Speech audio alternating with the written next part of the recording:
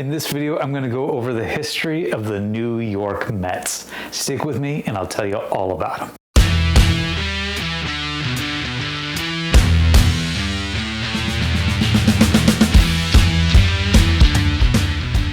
What is going on, everybody? Thanks for joining me back on my channel, Brutus on Baseball. Like I said, today's video is going to be all about the history of the New York Mets. This is the 10th team history that I've done for Major League Baseball, so I'm officially a third of the way through the league. If you haven't checked it out yet, go back and see if your favorite team is on the list of teams that I've done. So let's get right into it and talk about the New York Mets. The roots of the Mets really began as a response to the relocation of two other New York teams, the New York Giants to San Francisco and the Brooklyn Dodgers to Los Angeles, both in 1957.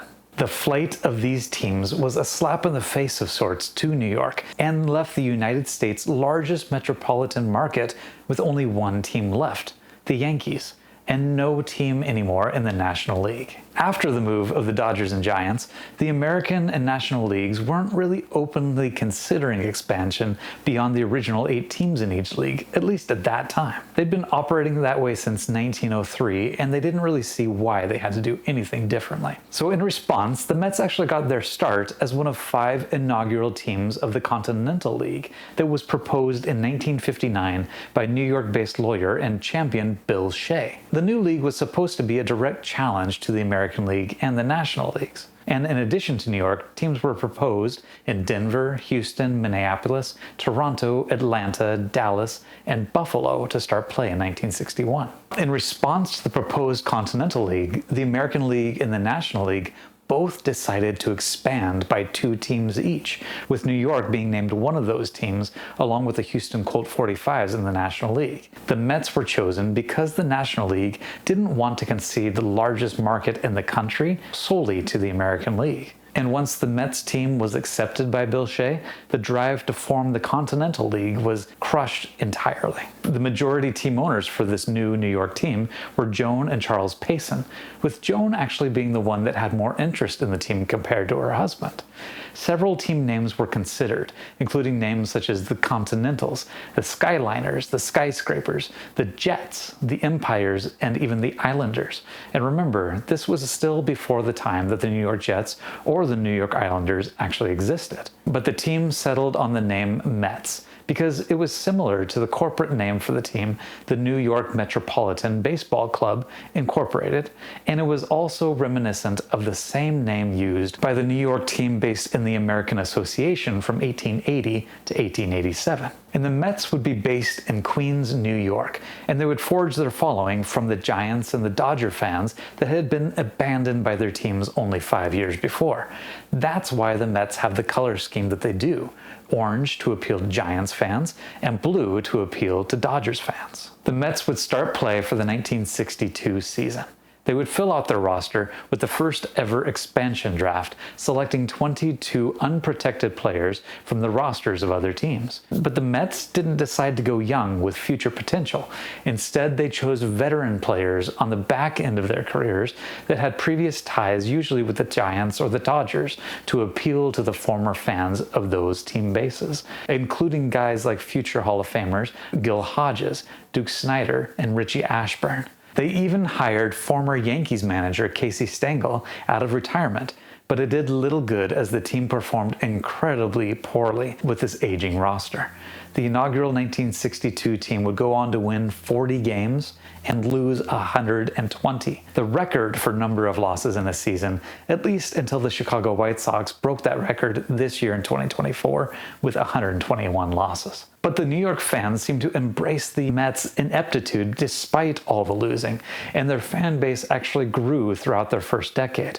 They lost 100+ games each of their first 4 seasons, before breaking that streak in 1966 with a record of 66 wins and 95 losses. But their fortunes would begin to change in 1967, first starting with the incredible story of signing Tom Seaver. You see, Tom Seaver had been drafted by the Atlanta Braves out of USC in 1966. But his contract was voided by Major League Baseball commissioner because USC had already played 2 exhibition games before Seaver had signed his contract. But because he had signed a contract with the Braves, The NCAA also ruled him ineligible to play the rest of the season with USC. Seaver's father complained to the commissioner about the situation, and with the threat of a lawsuit hanging over Major League Baseball, the commissioner ruled that other teams could match the Braves' offer. The Mets, the Phillies, and the Indians had all offered to match the contract, but Seaver was awarded to the Mets in a simple lottery draw out of a hat between the three teams. In addition to Seaver, the Mets kept getting younger as the 1960s wore on. They even brought back Gil Hodges to manage the team. This all led to the miracle Mets season of 1969. By mid-August of that year, the Mets sat in third place in their division, 10 games behind the Chicago Cubs. But they would go on to win 38 of their remaining 49 games to finish with a record of 100 wins and 62 losses. It would be not only their first winning season, but their first finish in first place as well. Tom Seaver led the team with a 25-7 record, and Jerry Koosman was not far behind at 17 wins and 9 losses. The Mets were the underdogs in the National League Championship Series that year, but they would go on to sweep Hank Aaron's Atlanta Braves. And they were given even less chance against the superior Baltimore Orioles team that had won 109 games that season. But the amazing Mets rolled, winning their first World Series 4-1. But the magic of the 1969 Mets wasn't repeated in the early 70s, though. The team also made a couple questionable trades, most importantly sending away guys like Amos Otis to Kansas City and a very young Nolan Ryan to Los Angeles Angels for very little in return. Right at the end of spring training in 1972, and just days before the 1972 season was set to begin, Gil Hodges passed away from a heart attack as well, sending the team into shock. But Hodges would be replaced at the helm by another Hall of Famer in Yogi Berra. The 1970s really were a mediocre decade for the Mets, with the lone bright spot being the 1973 season, in which they brought in an aging Willie Mays just the year before, and they managed to finish in first place in their division, despite a record of only 82 wins and 79 losses, good for a .515 winning percentage. There were 5 teams in Major League Baseball with better records that season that didn't make the playoffs, including 2 teams in the National League West. But because of the divisional structure of the league at that time, all they had to do was outlast the 81-81 St. Louis Cardinals for their second postseason berth. The Mets would go on to surprise the heavily favored Cincinnati Reds, who had won 99 games that season, and the Mets made their second World Series in only 12 seasons. But they would get stopped there by Reggie Jackson and the Oakland Athletics, who squeezed out the World Series win 4-3. The rest of the 1970s were not a great time for the Mets, on or off the field. They hovered near 500 for most of the rest of the decade, and at the start of the free agency era in 1976, when bidding wars were had over the best players in the league for the first time, the Mets should have been a player, but they generally sat out. The reason was that at the end of the 1975 season, the team's primary owner, Joan Payson, passed away. The team was left to her husband, Charles, but with little interest in running the team, he passed the duties to his 3 daughters, with the youngest, Lorinda, becoming team president. The family didn't have much experience outside of Joan running a major league team, and so they left the duties to other people. And when some of their best players were due for a big payday, the team decided to trade away Tom Seaver and Dave Kingman at the trading deadline in 1977. Very little value came back in those trades, and the day was dubbed the Midnight Massacre. By January of 1980, the Paysons had decided to sell the franchise to the Doubleday Publishing Company for a little over $21 million, which was actually a record at that time. Fred Wilpon was named club president, and he brought in longtime Orioles executive Frank Cashen as general manager to rebuild the team. And he did a great job. The next era of winning for the Mets wouldn't take long, as they selected Darryl Strawberry in the 1980 draft, followed by Dwight Gooden in 1982. Cashen followed this up by trading for all-star first baseman and recent MVP Keith Hernandez from the Cardinals in 1983, and for future Hall of Fame catcher Gary Carter from the Montreal Expos after the 1984 season. By 1984, the Mets had turned it around and reached a 90-win season, followed by a 98-win season in 1985, although they barely missed the playoffs both of those years. But all of this culminated once again in the miracle 1986 season, where the Mets won 108 games to clinch their division. And then they went on to beat the Houston Astros behind Nolan Ryan in the National League Championship Series. The Mets would face the Boston Red Sox in the World Series that year, a team that hadn't won a World Series since 1918. If you've been a baseball fan for long, I probably don't have to tell you what happened. But for those who are new to the sport or really young fans, I'll elaborate. Red Sox fans, I'll give you a chance to look away. You see, the Red Sox led the series 3-2 going into Game 6. Game 6 was a close one, as the teams exchanged leads and went into extra innings tied 3-3. The Red Sox came out roaring in the top of the 10th, though, scoring 2 runs to take a 5-3 lead. The game seemed all but over, with the Mets down 2 runs with 2 outs in the bottom half of the 10th inning. But that's when 3 consecutive base hits put them within 1 run and runners in scoring position. A wild pitch allowed another run to score, tying the game once again. And then up stepped Mookie Wilson. He hit a ground ball to Bill Buckner at first base, a routine ground ball that should have sent the team to the 11th inning, but the ball somehow skipped right through Buckner's legs, and the Mets scored the winning run to force a Game 7. The Mets would go on to win Game 7, overcoming a 3-run deficit by scoring 8 runs after the 7th inning and bringing home their 2nd World Championship. Yet another miracle for the Mets. But the core of that championship team wouldn't stay long together, as the team was not only known for their incredible talent, but also their incredible partying skills as well. The team would be successful from 1987 to 1990, but off-field problems took their toll over that time and would eventually catch up to them. Players like Strawberry, Gooden, Keith Hernandez, and Lenny Dykstra battled substance abuse and personal problems very publicly over those years, with Strawberry and Gooden's careers flaming out much earlier than they ever should have, and denying them what could have been Hall of Fame careers. A young Greg Jeffries joined the team by the late 1980s as well, a superstar in the making that never lived up to the hype and ended up dividing the clubhouse more than anything.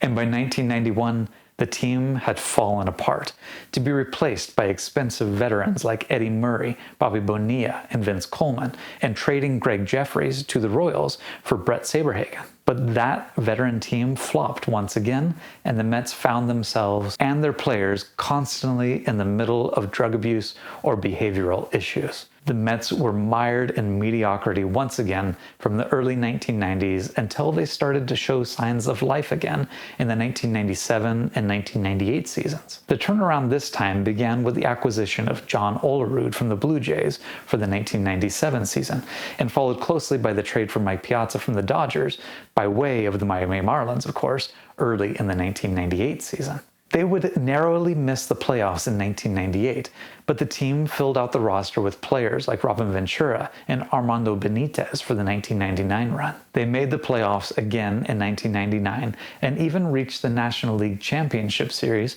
but would lose an incredible series against the Atlanta Braves, solidifying a major rivalry at that time as well. They would return even stronger in 2000, though, behind Piazza and Ventura, and trading for Mike Hampton in the offseason. They would make the playoffs again in 2000, beating the Cardinals to reach the World Series for the first time since 1986, where they would match up against the New York Yankees in the Subway Series. The Mets would unfortunately get swept aside by the juggernaut Yankees team of that time, with the most memorable moment of the series perhaps coming when a broken bat from Mike Piazza was fielded by Yankees pitcher Roger Clemens, only to be thrown right back at Piazza as he trotted up the first base line. A really odd moment between these two players that resulted in the benches clearing and a further deterioration of Clemens' legacy. The Mets would deteriorate again as well after the 2000 World Series, with the lone bright spot making the playoffs in 2006, while hovering around 500 between 2001 and 2014. During this time, Fred Wilpon tried to buy out Doubleday of his half of the team, but a dispute on the team value sent them both to court, where it was finally settled and Wilpon became the sole owner in August of 2002. The time period of the late 2000s and early 2010s also saw several decent Mets teams that collapsed and lost significant leads in their division late in the season, leading to the current narrative about the Mets that still persists, that the Mets are a team that collapses under pressure, although that's not been the case in 2024. The team continued to spend money throughout this time on free agents that just didn't pan out like they had hoped to, and the team owners, Fred Wilpon and Saul Katz, ran into trouble in 2012 when a lawsuit was brought against them by the victims of Bernie Madoff's Ponzi scheme.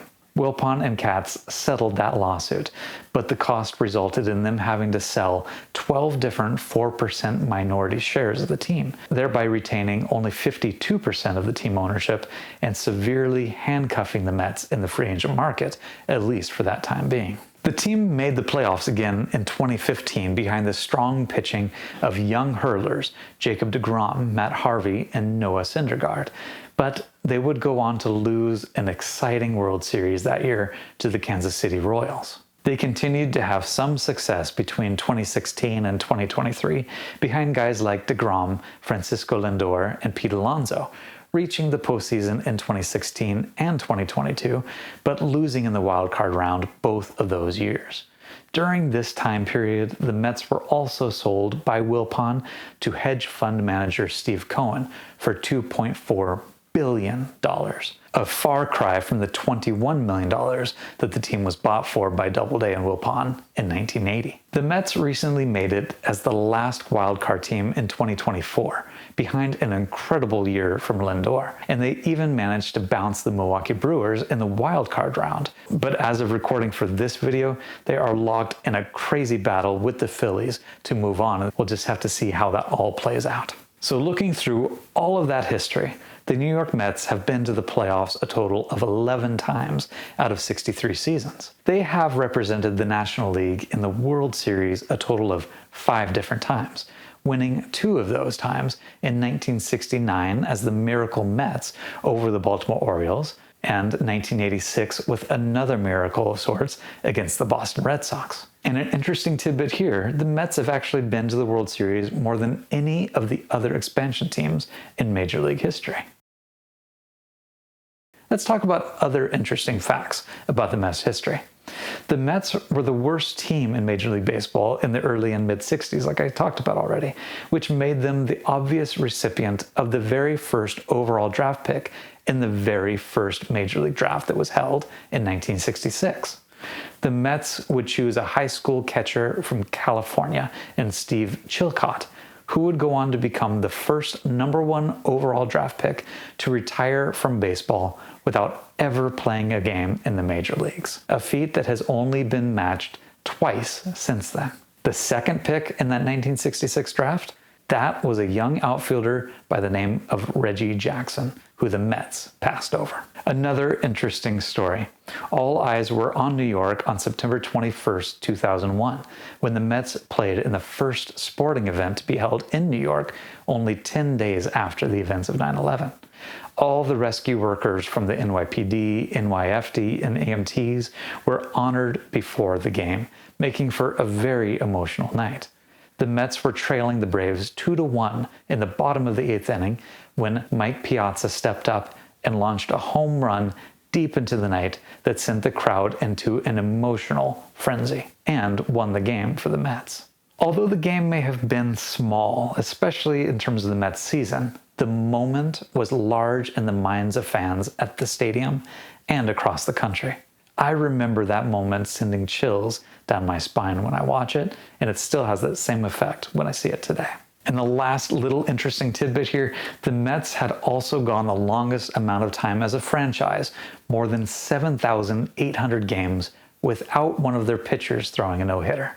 That was at least until the night of June 1st, 2012, when the great Johan Santana threw the first and only no-hitter in Mets history.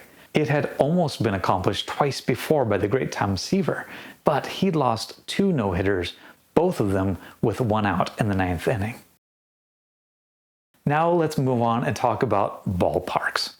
The Mets actually played in the Polo Grounds, previously abandoned by the New York Giants, for their first 2 seasons of existence in 1962 and 1963. This allowed enough time for Shea Stadium to be built in time for the 1964 season in Flushing Meadows, Queens, which they shared with the newly formed New York Jets football team until 1983. The stadium was obviously named in honor of William Shea, who was credited with bringing baseball back to New York, at least in the National League. Shea Stadium was most well known for the Big Apple in center field that was installed in 1980 that would bob up in an upside-down top hat whenever the Mets player hit a home run. The Mets would call Shea Stadium their home until 2008, after which they moved into Citi Field, constructed adjacent to the former Shea Stadium, which they've called home from 2009 to 2024.